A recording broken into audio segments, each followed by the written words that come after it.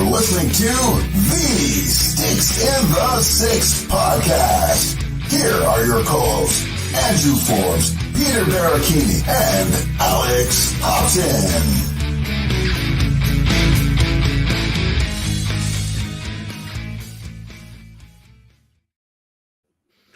Good morning, America. No, I'm just joking. Hey, everybody, and welcome to episode 172 of Sticks in the Six.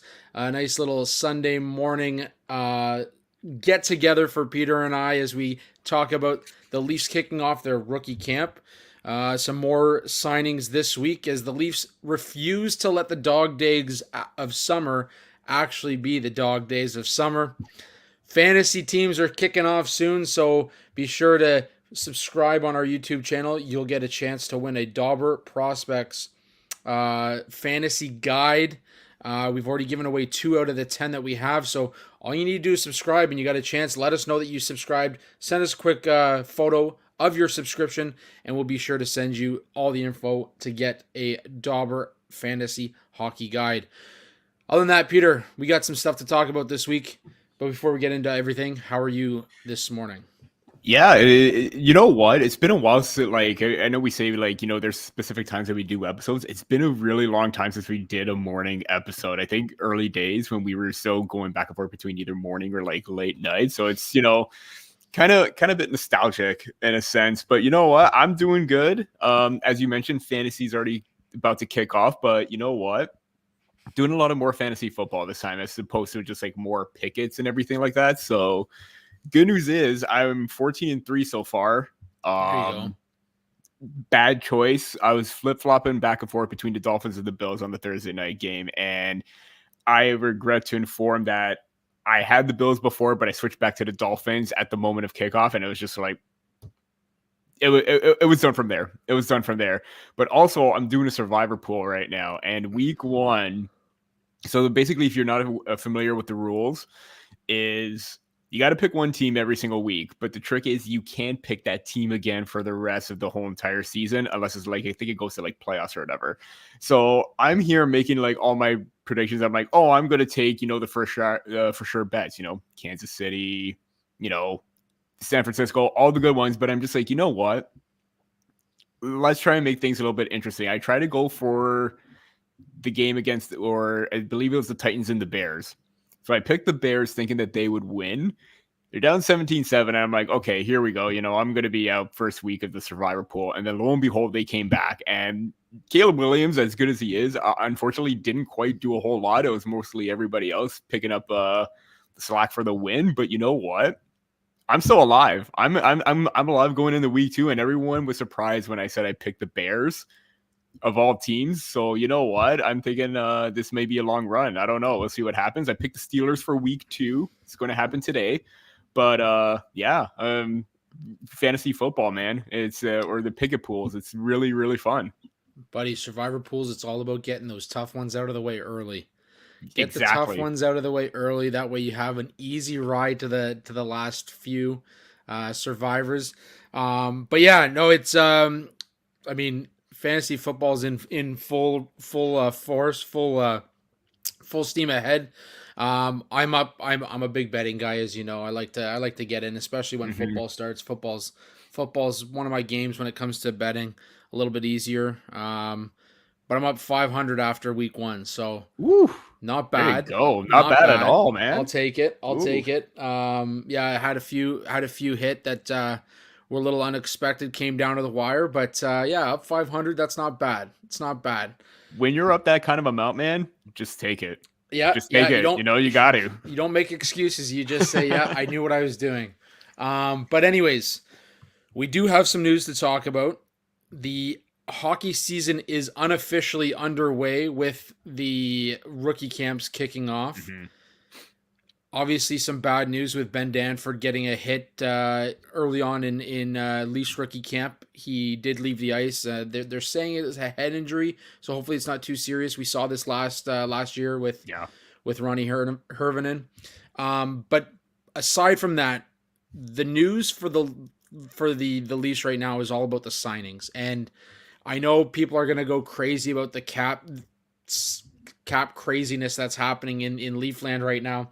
We should have had Alter on this week to break down the numbers again. Our economics major, but if only we waited about another week or two. Yeah, if that's only, right. But that's you know right. what? You can't control it. Can't control it. We did talk last week with him about the possibility of Pacioretty coming in. We did talk about the Robertson and the Hakanpaa sagas that continue to be what they are. Continue to have the Leafs in the news. All of those came to a head this week with 3 signings by the Maple Leafs. Let's kick it off with Nick Robertson. Obviously, this was something that needed to get done. You and I have both talked about the necessity to get Robertson signed and wanting to play in Toronto. The key is wanting to play. There's some speculation from Frank Saravelli that this isn't the end of the saga, that Nick Robertson was signed because it's an easier opportunity to move a signed commodity. Mm-hmm.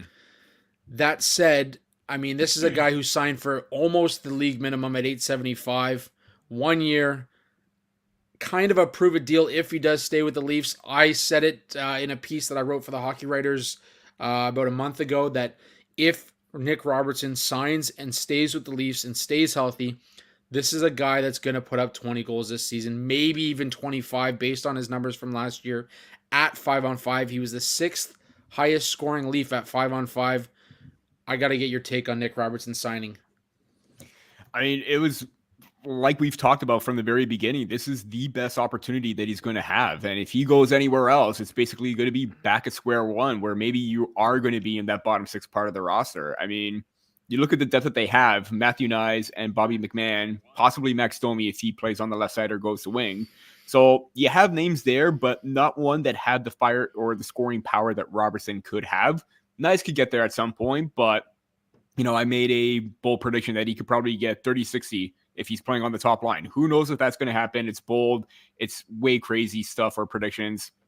It doesn't need to happen. But if he's locked in for 20 goals, then you're going to have, a lot of other players that could still vie for that spot. And Robertson, with his shot, his ability to get in on the attack, it screams like a player in the top 6. And if he's able to do that, then he's going to have a very successful career here as a Maple Leaf. Now, if he were to get that elsewhere, who knows what would happen? And as you mentioned, there's a possibility of the trade. And, at the moment when I saw that, I'm like, it doesn't quite make sense to sign a player right now and then trade him immediately after this whole entire saga continue. Just let it play out. But now it kind of makes sense, because even Pierre LeBrun even stated that, his agent tried to do something and there was nothing materializing. Both sides were trying to get a deal. Nothing would happen.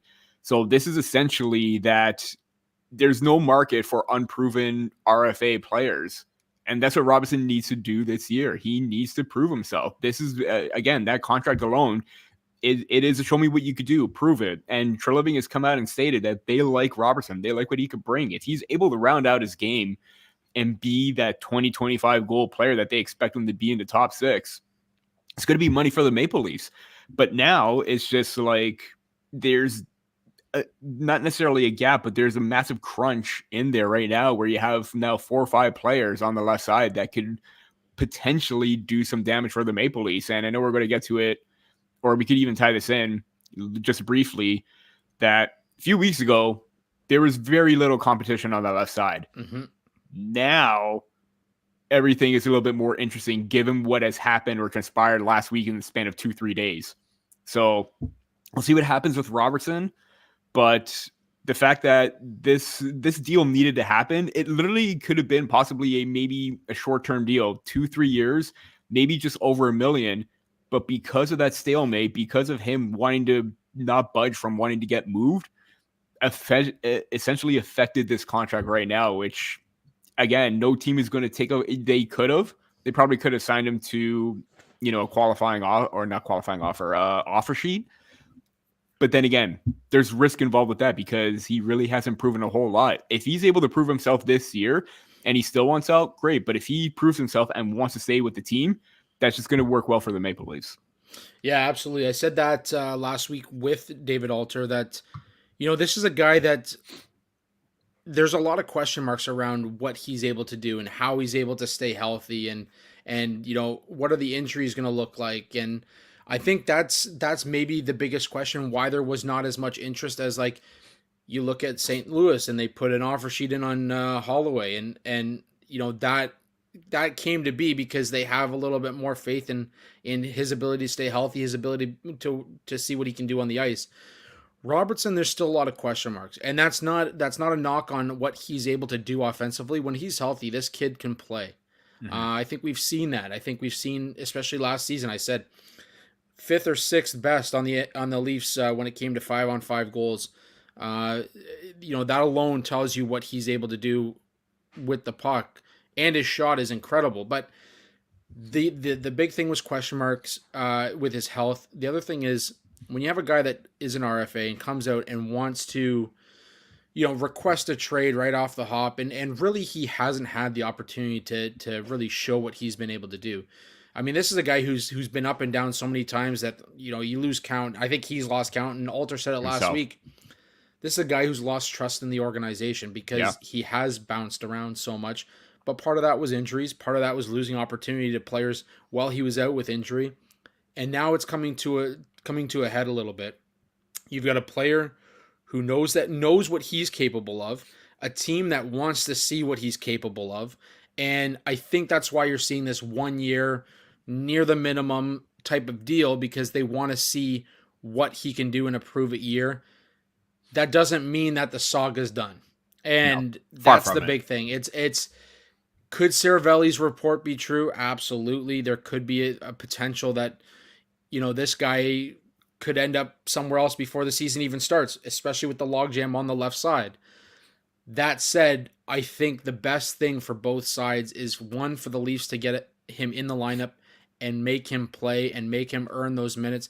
But two, I think the competitiveness and the competition is going to be the best thing for Robertson's development as well. Remember, this kid is young. This kid is so young. They've got to find a way to get this done and give him the opportunity that he's rightfully earned over the last few seasons in being so patient as well. Before we get to the next point, just a couple quick comments. Gary and Mike, thanks for tuning in this morning. I know we're doing an early episode, but we appreciate the support nonetheless. Gary says Robertson showed that he was problematic and people weren't willing to give up assets for on the cusp NHL player. I tend to agree, Gary. I tend to agree. I don't think so much a problem as much as it is the health becomes an issue. The health, there's been so many injuries, and we're not talking about the same shoulder, the same knee. We're talking about a number of different injuries that have played out over this kid's career, that I think the question mark then becomes, what value does this guy bring if he's constantly out of the lineup? And if he's constantly out of the lineup, he can't provide the offense that he's been expected to provide as well. So, that is interesting. And, we'll see where it plays out. Hopefully it plays out well for both sides. Hopefully he comes out and has a 20-goal season like I've predicted. And maybe they get a bit of a better deal done. We'll see. But I think everything will happen, or we'll get a better sense what happens at the end of preseason. If Robertson has a standout preseason, then it's going to make Treliving's job a little bit more difficult right now, because now it's like, okay, he proved himself in the preseason. Now it's time to take that next step into the regular season. Can you take that next step forward? So we'll see what happens there. But looking at the Maple Leafs, like, cap numbers right now, they just have $30,000 in cap space. So moves are going to come, whether it's going to be Robertson on the back end with Hakanpaa, who knows? But we'll see what happens towards the end. But this is going to be very interesting in terms of like where spots are going to, or who's going to rise up during training camp or preseason. Well, you got Mike Blizzard is lighting up the comments right now. He says Robertson will get a chance, more minutes, put him on the power play. Agreed. I agree. This is a guy who could score at 5-on-5. There's no reason why he can't score on the power play, Mike. Mm-hmm. And Mike, you were last week the one who said that the Leafs were on the verge of signing Pacioretty. So I don't know how much we're gonna put into this, but this is, if this plays out, Mike, you might be our new insider. They're on the verge of trading Liljegren and Timmins plus Minton for Vetrano, half salary retained, 37 goals last year. I don't know if you give up Minton for Vetrano. I think Vetrano, He had 37 goals on a pretty shitty team. So I mean, you have to kind of look at that. They were going to score somehow. He happened to be the guy. At the same time, the Leafs do have to move something. I'm not sure they're ready to give up on Minton. I think Minton and Cowan are their two relatively untouchable guys. You do say, Mike, that Treliving is up to something big, and you believe that Cowan won't make the team and that Grebyankin will. So, or Grebenkin, or he spells it 12 different ways. So Grebyankin is the Russian spelling, but Grebenkin is more the English translation for that. Yeah. Right. So I know Peter's big on Grebyankin. So Peter, what are your thoughts? Cowan maybe misses this season, and we get a little Russian flavor in the lineup. So here's the thing: if Cowan does go back, I do think that Grebenkin is one of those players that could earn a call up because of the pro experience that he already has playing in the KHL. He's already a champion. He's got that experience under his belt. Again, the transition that's going to be the progression for him during the season in the AHL. He looked okay with Minton and Cowan on that top line during the first game of the rookie showcase against Montreal. I liked his compete. I liked the hands that he had down low. I liked the intensity that he brought. But we'll see what happens. It could be a call-up later on in the season if there's an injury, especially on the left side, but it's already crowded as it is. He could play the right side, but that power forward game that he has in the playmaking and soft hands in tight spaces is something that could work to the Maple Leafs' advantage, especially with the shooters that they have. If he could drive to the middle and open things up for everyone else, that's going to be huge. But we'll see what happens. I don't know if he'll make the roster out of camp, but definitely a call-up option. Yeah, absolutely. We talked a little bit about the left side. I want to bring in the next signing the Leafs had this week. Max Pacioretty, PTO. Word is from Darren Dreger, expect a deal to get done prior to the season. I want to tie this into another question for you too. So they did sign Pacioretty. There's a lot of questions again about his health and what he's going to be able to do. So probably you're going to get him on a relatively good deal.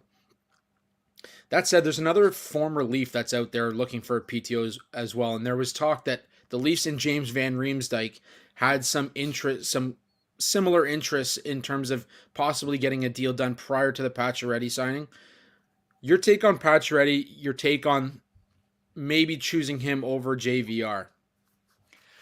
Yeah, that was interesting news that was brought up, because if you're looking as another secondary scorer or someone in that bottom part of the lineup that could do some damage, JVR is definitely going to be that guy. But I think they wanted to address more the top six than the bottom six, because that seems to be really filled out as is. JVR, I don't know if he could keep up in that top six anymore. Pacioretty can, because he's got the shot. He's a shooting threat. JVR is more of a net front presence kind of guy. But then again, goals are goals at this point. So if either or, but I think Pacioretty has more of a likely of a chance to get back to where he was before as compared to JVR. I wrote something about how this is a low risk, high reward scenario for the Maple Leafs, where, we know that Pacioretty is probably not going to be the same shooter as he was before. He dealt with 2 back-to-back Achilles injuries. But if he's able to get up to at least maybe 50, 60%, maybe not so much a 30, 40 goal scorer or pushing 40 goals like he was with Montreal or Vegas, but if he's able to get 20, 25 on a second line scenario, that to me is ideal. And especially on the power play too, with his power, with his release, he's still a shooting threat. I know it didn't look like that with Washington last year because he did so deal with other injuries as well.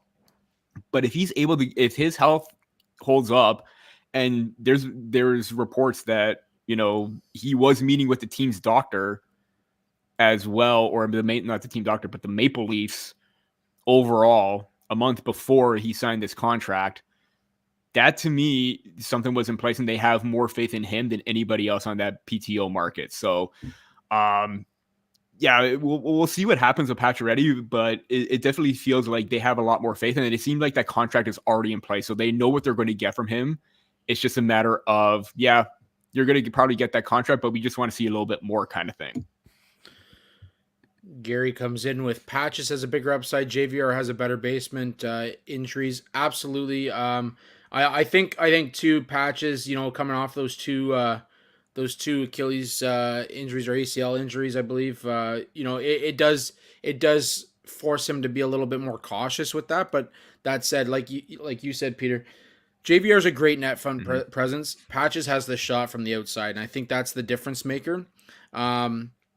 Mike's got him at 1.5 million. I could see him signing for even less. I think right now Patches is in the back nine of his career. He's looking for something, something to get done and maybe chase some playoff success as well. So that, who knows, that could be a possibility. Mike, this might be a burner account. Mike, who are you really? Because Mike right now is saying like, Leafs are looking at Clutterbuck, but he wanted 2.5 million a year, too much for a fourth liner. I tend to agree. And now he's saying, I'm hearing Patches looks faster this camp. Mike's got an inside track. We're gonna have to touch base after this episode, Mike, and see where you're getting your sources from. But I love the interactions. I love all the insight you got. I think, you know what? Honestly, I don't think you could have gone wrong either way. I think JVR, you've got the connection. The guy's been in Toronto. He knows what to expect playing in front of that media. At the same time, you got Patches who played Montreal, and Montreal sometimes can be a tougher market than especially for a non-French speaking player than say Toronto in that kind of media rigmarole that happens in Toronto. But I like the signing of Patches. I like the opportunity that he's going to get. I do think that they find a way to get a deal done. Now, you mentioned they only have $30,000 to kind of play with heading into the season. Obviously, Mike knows there's something up. Tree Living's up to something big, so we'll see what happens. There's going to be a contract move.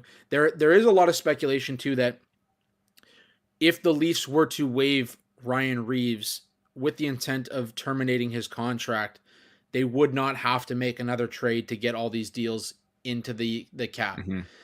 Now, you go to the question of, is this something you want to do? Do you want to move a Ryan Reeves? He did add some flair at the beginning of the season. He did come, play a little bit better as an all-around player later in the season. There is that question. He's kind of the protector in the lineup at this point, but yeah, I think there's a lot of questions where the Leafs are going to go with this. And there's a lot of work that needs to be done in terms of that cap craziness that happens in the Toronto market, which seems like a yearly thing for us. And somehow they always find a way to get it done. Never a dull moment. Yeah, never a dull moment. Quick note from Do Good. Did you guys see that back check after Cowan and coughed up the puck on the blue line? Unreal. I just got here. Sorry if you already talked. We didn't. I'm glad you brought that up. But excellent play. Yeah, we were going to talk about the rookie camp or the camp that they're the rookie camp a little bit later. But that's a great insight. Do Good. I appreciate you bringing that up. Minton's looked good. I truly believe that Minton's untouchable at this point. Cowan's obviously untouchable at this point. So I think those are the two guys that you don't see the Leafs move at any point, unless it's for like this star-studded player that's coming over to play on the top line with Matthews. Well, is it like the Godfather thing? It's an offer if you can't refuse kind of thing. That's right. That's probably the only other. That's the only way you're moving like one of your top prospects. Yeah, and Mike says it's one of the best competition camps I've ever seen. I think there's a lot more speed at camp this season, a lot more toughness. Like I said, Ben Danford got knocked out at camp early. He's a big boy. He's not a small guy. So I mean, for that to happen, there is a lot more toughness going on at Leafs camp this season as well. So a lot to look forward to with the Maple Leafs. Patches. We're gonna wait and sit back and see what happens there, but expect a deal to get done at some point prior to the season. We got to jump on this last one here, Peter. Yanni Hakanpaa. This is something we talked about with Alter last week. It's finally over, actually. It's finally over. There was some speculation too that Dallas was still talking with him, Toronto was still talking with him to see where his injuries were at. This kind of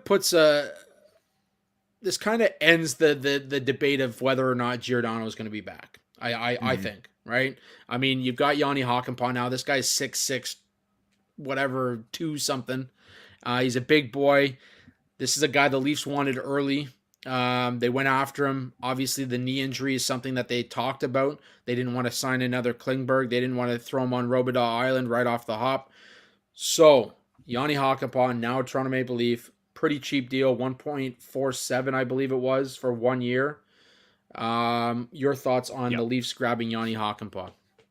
Yeah, bang on with the number there, 1.47. I think the big difference was they didn't want to commit to that 2 years because of said injury. I know it's only 1 more year and it's a low-term deal.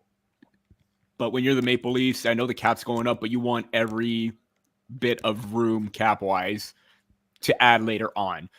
So I think that the move itself is great. And I think that, this is from Sportsnet, and Treliving was very, adamant about this. There was a bit of a delay on Yanni. We had Yanni in town here earlier in the summer for a bit of time. Our performance staff went out there 2 or 3 times. It was him going through his rehab. He told reporters at development camp.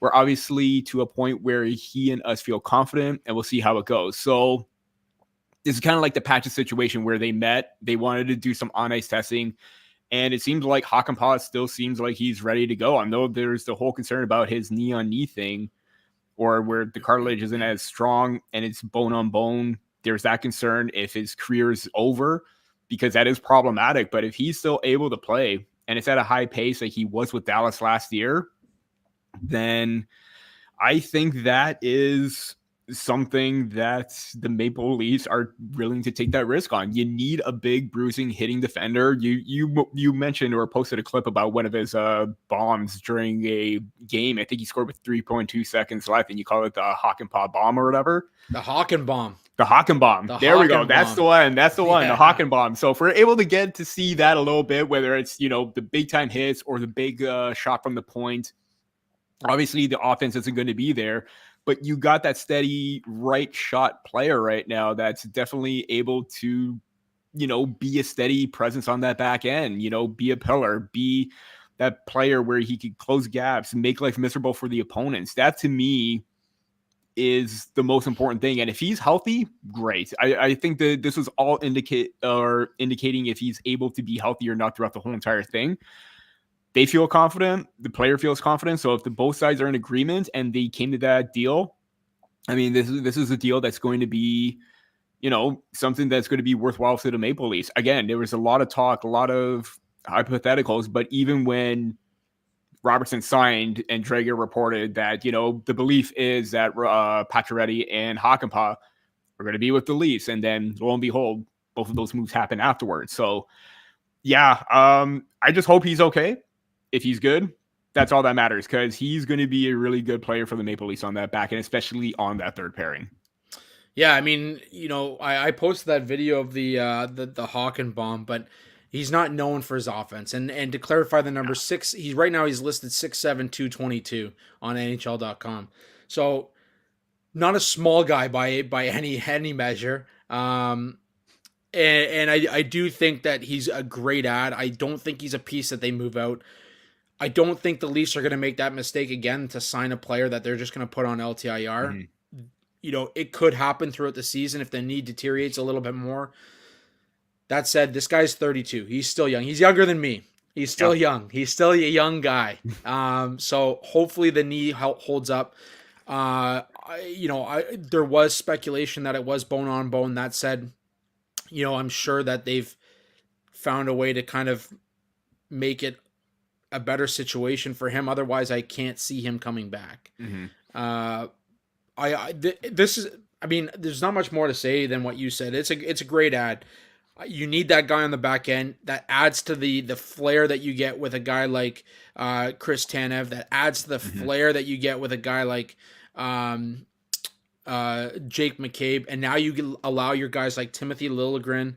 You allow your guys like Morgan Riley to do more of what they normally do. And that's to move the puck, to be a part of the rush, because you've got those guys that are going to stick back and be the big bodies that can kind of crash and bang in their own end and take away some of the space and time for opposing players. I wonder if, too, with Hakanpää, that they rotate him in every now and then, kind of with Liljegren on that right side. Kind of like a Connor Timmins type of thing? Yeah, because of the injury, we know how detrimental it could have been to his career. I think they may be bringing or taking that cautious approach as well, where you don't want to fully get him in. Well, not necessarily get him into game action, but you want to see what he could do. But you want to like manage his workload a little bit too, because of what could happen afterwards. So that's something that I'm also considering possibly as an option to see what could happen with this roster because of the injury. Yeah, absolutely. Yeah, it's there's a lot to happen. Like we're what, 3 weeks out? Not even two and a half weeks out from the start of the season. There is a lot to happen still. There is a ton to happen. Mike, Cade Weber, you said even Cade Weber, watch out for him. He's fantastic. That was one of the low key best pickups the Leafs have had in a while. I love bringing him in. I think it was a huge move for them. You also said that you'd rather Timmins than Lily. I'm going to disagree with you on that. I'm a big Liljegren guy, man. I think this guy has had to find a way. He was an offensive guy overseas. He had to learn to adapt to the NHL game, and he couldn't play the same offensive, game that he played overseas because, one, you got bigger ice surface. Two, I think that, there's no player that can just be strictly offensive. So he's had to learn to adapt. You get the guys like Adam Fox, you get the Cale Makars. They're offensive, but they know how to play the back end as well. They're a 200-foot defenseman. Liljegren was purely offensive when he was playing in Sweden. To come over here and have to adapt, I think you got to give him the opportunity. This is a homegrown defenseman. You don't want to move this guy. I think you have to really, really, really give him the opportunity to try and find a way to adapt to the NHL game, and he's still such a young player that to do that, I mean, who's been his mentor in Toronto? Up until he played with Mark Giordano, like he didn't really have a good outing. Then he got into a lineup with Mark Giordano, I think it was 2 seasons ago in the playoffs, and he had some of his best games as a Maple Leaf. So give him an opportunity. This guy's going to grow on you. When you watch his game all around, he is a very skilled defenseman. I think he's also very hard on himself. So he makes those mistakes and that's the end of his game. Like he doesn't have that forget mentality. He has that, I made a mistake and, I'm going to try and kind of make up for it. And I think that ends up hurting him in the long run. But I could be wrong too. He could be a dud. He could end up being a dud, but I don't know. Connor Timmins over Liljegren. I have a hard time saying that at this point.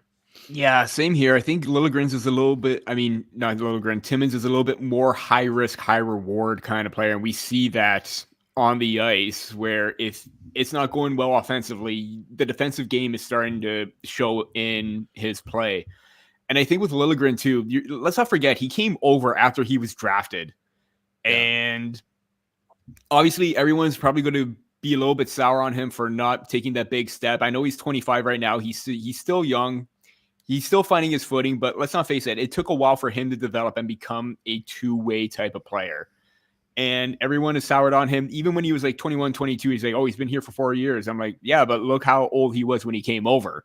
Let's not forget that. Yeah, he was still a teenager when he came over and play in North America. So he does have the potential to go and take that next step. It's just he needs to do it quick. I do think time is running out on Liljegren because if he's still just going to be a third pairing defender as opposed to more of a top 4 or second pairing, then you have to weigh the options and consider moving on from him or trying to package up in a deal. But you look at his numbers last year, 23 points in 55 games. He had that same amount in 2021, 2022. Sorry, that's way beyond the number or the year I'm thinking of. 23 points in 61 games that year. So in less amount of games played this year, and he missed quite a bit of chunk because of that knee on knee from Brad Marchand. That's slew foot. 23 points in 55 games to match that total in a shorter amount of games played shows to me that there is that little bit of progression. If he was healthy, he would have been a little bit more offensively or produce a little bit more offensively, and those numbers would have increased a little bit more. Again, you said that he's really hard on him, especially when there were those defensive lapses and everything. We saw that late in the season, which kind of moved him further away out of the lineup when it came to the playoff time, because the year before he was fantastic in the postseason. This time around, I think maybe because the pressure was on last year, it affected his play overall. Now that the pressure is still on him, I think he's going to be better equipped because he's already been in that position before. So if he's able to elevate his play and stick in the lineup, I think it's going to be great for him. And if he's able to match that offensive production, get a little bit more out of him, even in a third pairing role, it takes some of that pressure off of him. But if you're able to rely on Riley mostly for the offense, Jake McCabe and even Oliver Ekman-Larsson, if they're a pairing, if they could each get 30 points, that's going to be huge. If Liljegren could get 30 points, that's going to be huge. Obviously, the Maple Leafs don't have a superstar elite defender like you said, a Makar, Hughes, Fox, Roman Josi for that matter. Having more of those two-way guys kind of thing, but still produce, I think that's going to be big. Obviously, Riley's the main offensive producer and driver. We'll see what happens with him, but you have a lot more guys that can balance everything out throughout the lineup. Yeah, no, absolutely. Quick note before we get to any more points as well. Mike, Gio won't be back. Be a Leaf, confirmed concussion, 40-year-old, not taking a chance on him. Do good. If Gio can't find work in the NHL, I would love to see him come back in some capacity to work with the guys like Lily. I've only heard good things about him and how much the guys respect him. Yeah, no, absolutely. Heard anything about a concussion for Gio? There are still a lot of teams inquiring about him, so it's not concussion. It's just a matter of he's a fit or not, and especially at an old age, that to me is the risk that teams don't want to take because of how old he is. It's not a concussion-based thing, I don't think, because there's still teams inquiring about him, including the Calgary Flames. So, that'd be an interesting reunion for sure. That'd be an interesting reunion. I think too, like, when he is done, if he is done, I think there definitely would be mutual interest in bringing him in as a player development coach. Spezza situation. Yeah, absolutely. Do good. I think as well, like, I've heard nothing but good things. He's a well-respected guy in the room.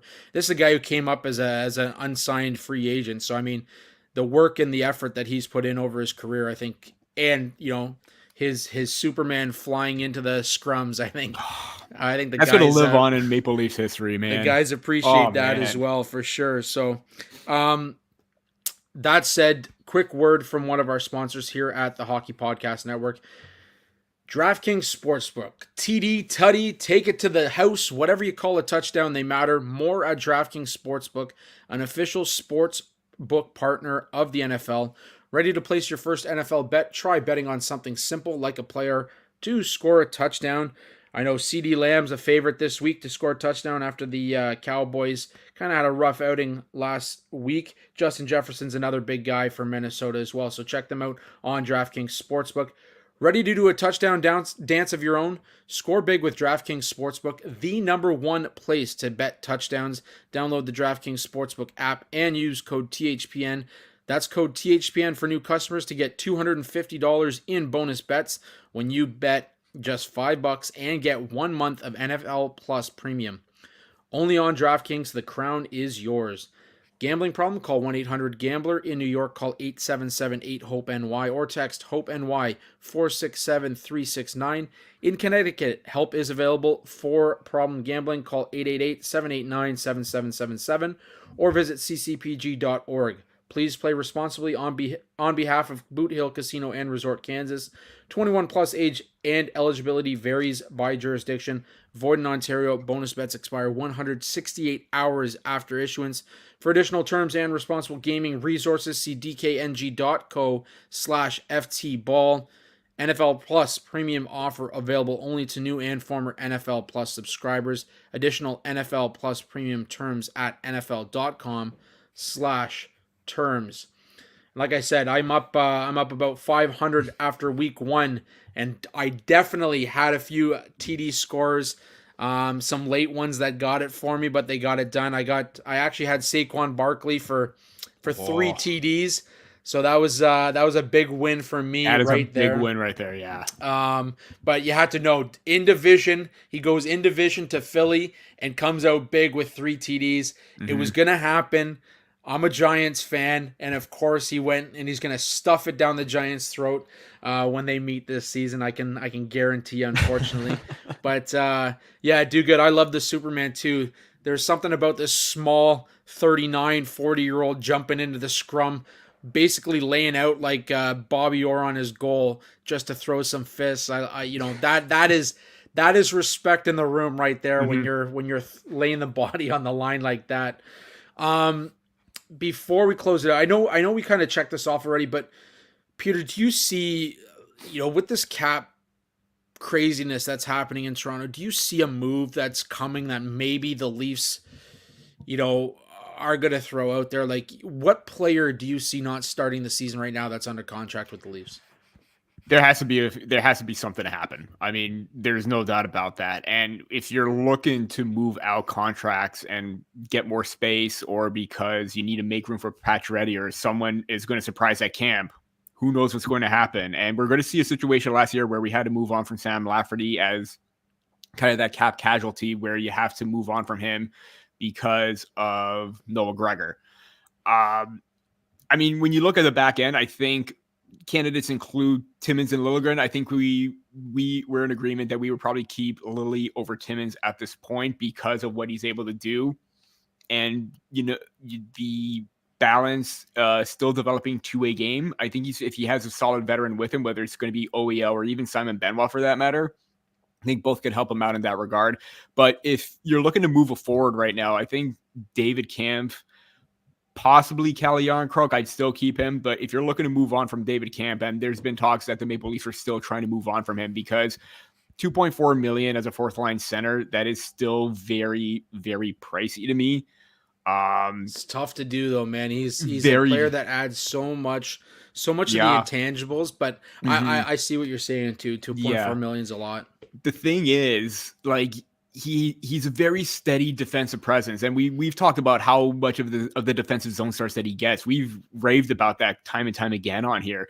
It is tough to find, but if you need to make up, or you need to make some space, like let's say Steven Lawrence has a good camp, and maybe he's the fourth line center. Or what if Pontus Holberg is going to be that guy on the fourth line, because he's probably going to get bumped down if Max Domi is going to be the third line center. So you have a lot of variables and working pieces for the lineup right now where you don't know what's going to happen. But honestly, because of what Calle Jarnkrok has done in the past and his speed, I'd keep him more so than Kampf. But I mean, this is a very tough spot, more so than last year, because there are a lot of players that could be moved out to create that space. Well, I think too, the question mark becomes, Calle Jarnkrok's had injuries as well, whereas, David Kampf, for the most part, has stayed relatively healthy under contract with the Leafs. So again, the injury question becomes a decision maker.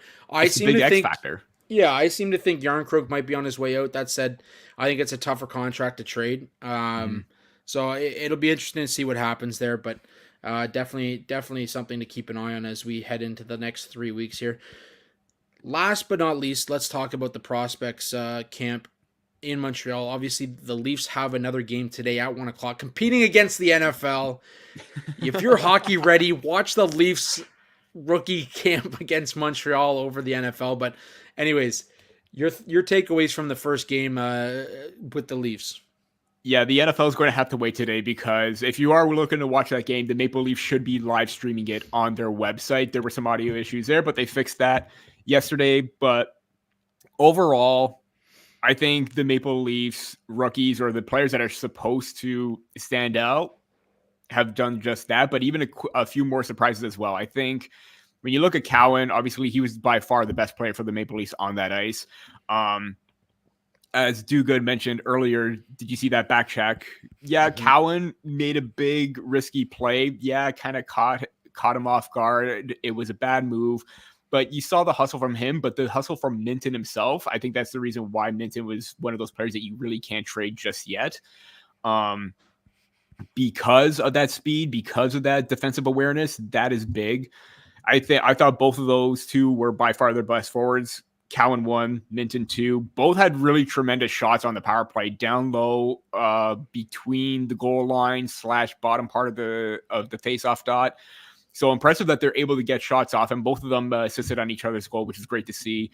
I mentioned Grebyankin before. I liked what he brought. Still a little raw in other aspects. Kind of didn't quite mesh in at certain points, but the potential was there. I think the AHL is going to help him out tremendously with that.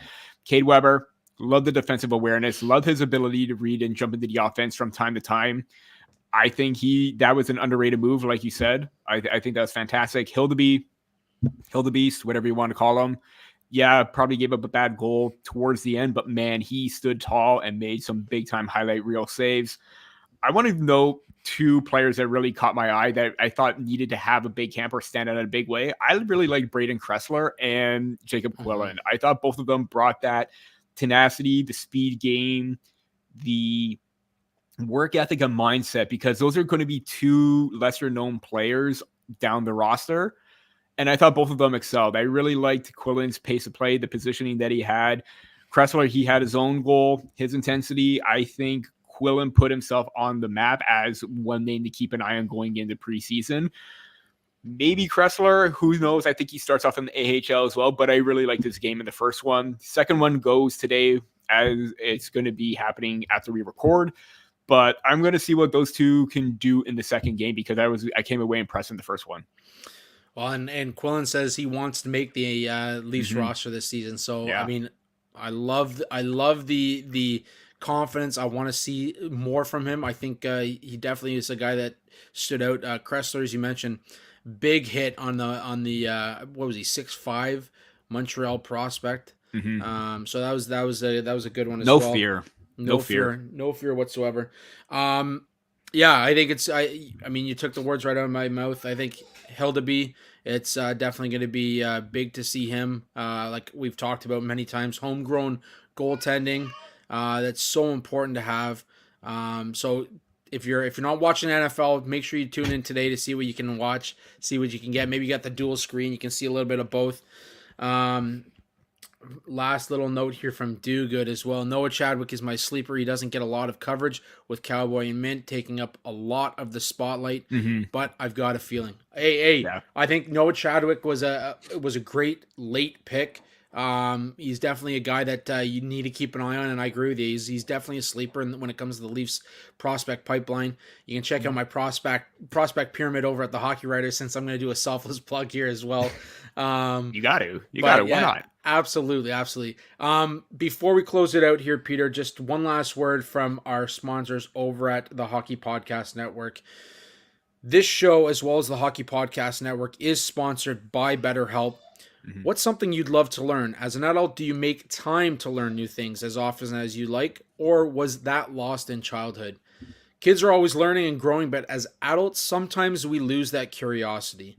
Therapy can help you reconnect with your sense of wonder, because your back-to-school era can come at any age. I know for me, I've used therapy to get over a few of my, let's call them roadblocks in life.